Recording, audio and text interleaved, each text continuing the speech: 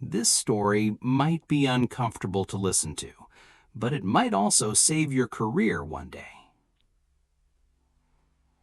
Ryan Cole stood in front of his team. Nobody looked at him. 3 months ago, this same room was full of noise. People clapped, people smiled. Someone even brought a small cake with his name on it. Today, the room was quiet. Too quiet. One by one, 3 people from his team had already asked to be moved to a different manager.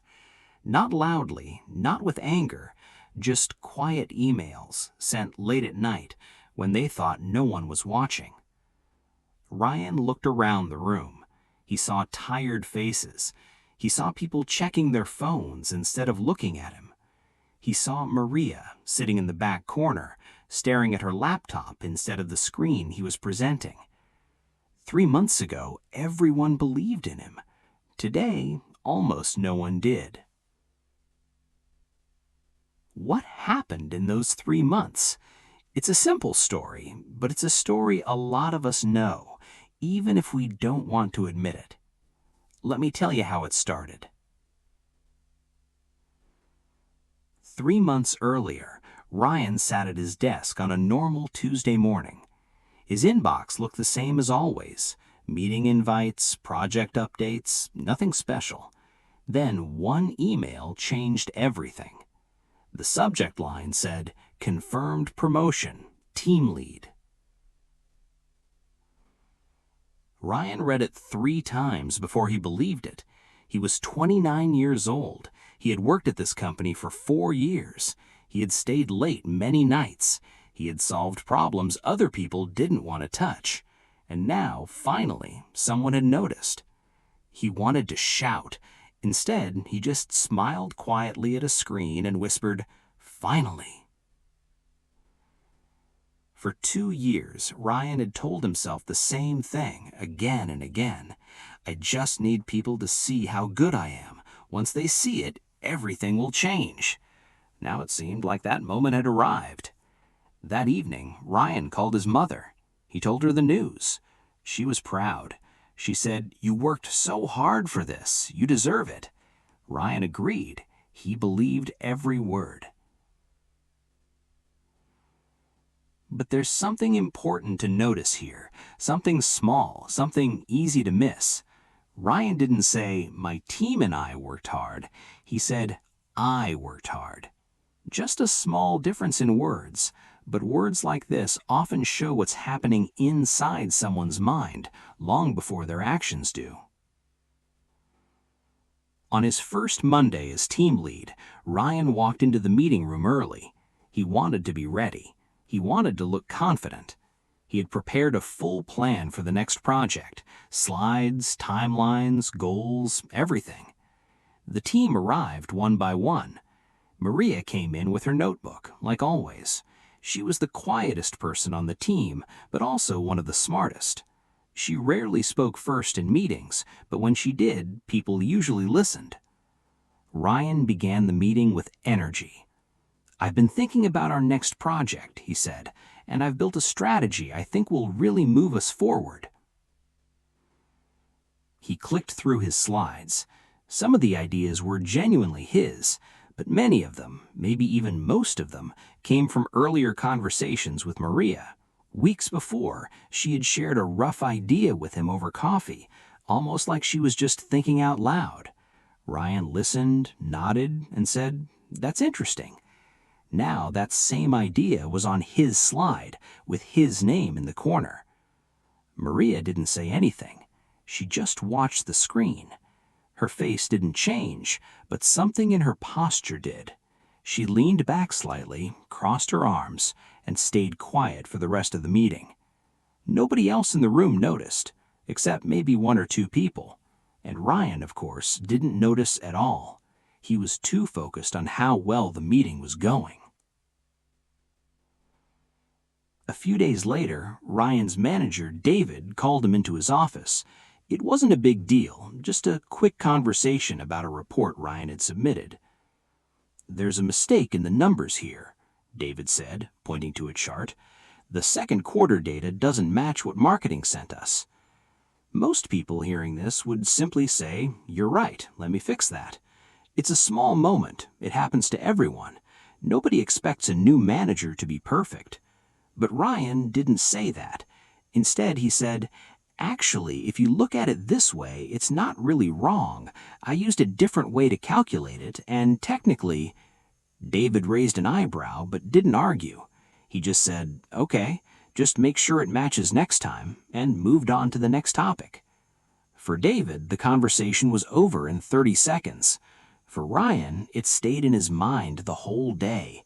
He kept replaying it, telling himself, "I need to explain things more clearly next time so people don't think I made a mistake." Notice what Ryan was thinking about. He wasn't thinking about the mistake itself. He was thinking about how the mistake made him look. This is a very human habit. Almost everyone does it sometimes. But when it becomes the way someone thinks every day, it starts to change how they treat the people around them.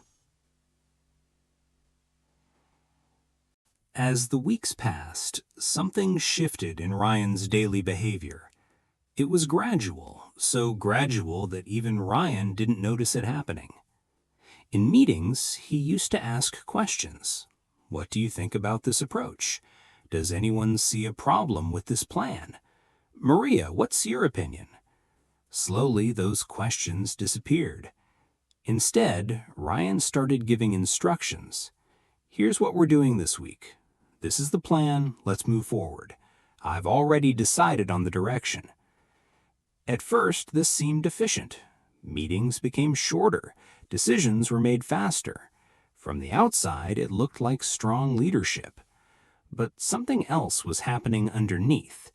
People on the team started saving their ideas for themselves instead of sharing them. If Ryan wasn't going to ask, why offer? If Ryan wasn't going to listen, why speak up? Maria especially became quieter every week. She used to email Ryan with small suggestions. "Hey, what if we tried this instead?" Those emails slowly stopped coming. Ryan didn't notice the emails stopping. He was busy. He had a lot on his plate. He told himself the team was simply getting into a good rhythm. 2 months into his new role, small signs started appearing, the kind of signs that are easy to explain away if you want to. One teammate, James, asked to switch to a different project team. He gave a simple reason: "I want to try something new." Ryan accepted this without asking more questions. Another teammate, Priya, started arriving late to meetings and leaving early. Ryan noticed, but assumed she was just busy. Maria stayed, but she stopped offering ideas completely. In meetings, when Ryan asked, "Any thoughts?"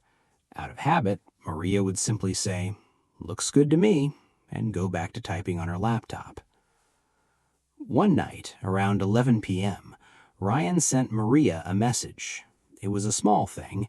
He wanted to thank her for a report she had finished earlier that day. The message said, "Great work today." Maria didn't reply. Not that night, not the next morning. Ryan looked at his phone several times, waiting for the 3 little dots to appear, showing she was typing something back. They never did. Ryan told himself, "She's probably just busy," and put his phone down. But somewhere, quietly, a small feeling of doubt started to grow. He didn't look at it closely. He just let it sit there, unexamined, like most of us do with uncomfortable feelings. This brings us back to where we started, the meeting room 3 months after that exciting email. Ryan stood at the front of the room presenting the results of the last quarter. The numbers weren't bad, but they weren't as good as they should have been. After the meeting, one by one, 3 people quietly told Ryan they wanted to be moved to a different manager. They didn't explain much. They just said things like, "I think I'd grow more on a different team," or "I want to try a new environment." Ryan nodded and said, "Of course, I understand," even though he didn't understand at all. After the room emptied, David, his manager, walked in and asked Ryan to stay for a moment. Ryan expected a normal conversation, maybe about scheduling or budgets.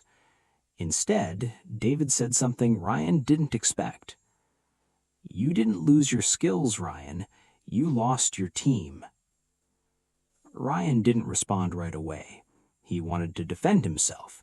He wanted to explain that he had worked so hard, that he had made good decisions, that the numbers weren't even bad. But something about that sentence stopped him. It stayed in his chest the rest of the day, like a small stone he couldn't put down. That weekend, Ryan didn't open his laptop. He didn't check his email. He just sat with David's sentence, turning it over and over in his mind. You didn't lose your skills. You lost your team. At first, Ryan felt angry. He thought, I did everything right. I made good decisions. Why is this my fault? But slowly, as the weekend went on, something else started to appear underneath the anger. Something quieter, harder to look at directly. Ryan started thinking back over the last 3 months. The slide with Maria's idea and his name on it. The conversation with David about the report. The meetings where he stopped asking questions. The message to Maria that was never answered. One by one, these small moments came back to him. Alone, each one seemed small, almost nothing. But together, they told a different story. A story about someone who had spent 3 months trying to prove he deserved his promotion, instead of trying to earn his team's trust. Those two things, proving and earning, sound similar, but they are not the same at all. On Monday morning, Ryan arrived at the office earlier than usual. He walked straight to Maria's desk before anyone else came in. Maria looked up, a little surprised. Ryan didn't sit down. He just stood there for a second, then said, "The strategy we used last month, the one I presented in that first meeting, that was your idea, not mine. I should have said that from the beginning. I'm sorry I didn't." It was a short sentence, only a few seconds long, but it was one of the hardest things Ryan had said in months. Maria didn't say much back. She just said, "Thank you for saying that," and looked back at her screen. It wasn't a big emotional moment. No music, no dramatic reaction. Just two people, quietly acknowledging something true. But something small had changed.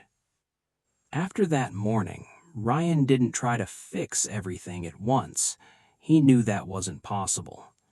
Instead, he started making small changes, one at a time, almost every day. In meetings, he started asking questions again.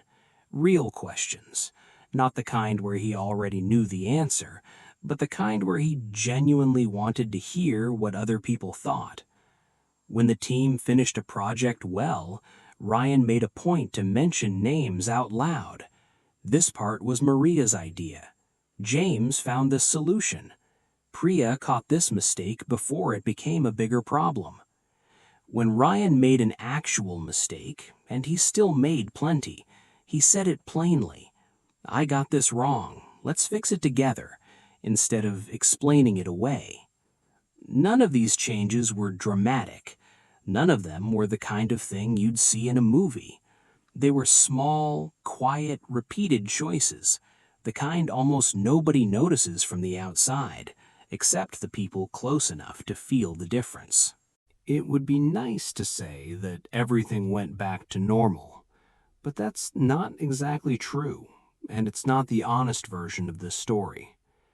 James, who had asked to switch teams, ended up staying on his new project. He didn't come back. Sometimes, once someone decides to leave, they don't return, even if things improve later. That's simply how it works sometimes. Priya, though, decided to stay. Slowly she started arriving on time again. Slowly she started speaking up in meetings. And Maria, quiet, careful Maria, started sharing ideas again. Not right away. It took weeks. But one afternoon, in a regular meeting, she raised her hand and said, "I have a different idea for this," and explained it clearly, the way she used to. Ryan listened. He didn't interrupt. When she finished, he simply said, "That's a much better plan than mine. Let's do it your way." It was such a small moment, but for Ryan, it felt like something important had been repaired. Not perfectly, not completely, but enough to matter. Even now, months later, Ryan isn't a perfect leader. He still catches himself sometimes, starting a sentence with, "I did this," before quickly correcting himself to, "We did this." He still feels that old pull sometimes, the desire to prove himself, to be seen as the smartest person in the room, to defend himself instead of simply saying, "You're right." The difference now isn't that these feelings disappeared. They didn't. The difference is that Ryan notices them. He catches them earlier, and most of the time he chooses differently. Maybe that's the real lesson in Ryan's story. Not that some people are naturally humble and others aren't, but that everyone has this same struggle inside them, all the time. The people who succeed long term aren't the ones who never feel this pull towards ego. They're the ones who notice it and choose their team over their pride again and again, in small, quiet moments that nobody else even sees. So here's a question worth thinking about, maybe for yourself. Success doesn't ask you to be perfect. Nobody expects that. Not your manager, not your team, not even the people who love you the most. But success does ask you to notice the small moments when you take credit that isn't fully yours, to notice when you stop asking and start only telling, to notice when the people around you get quieter. Because that quiet is rarely about you. It's often about you. Ryan learned this the hard way, in an empty room, listening to a sentence he didn't want to hear. Maybe you don't need an empty room to learn it. Maybe noticing it now, today, is enough.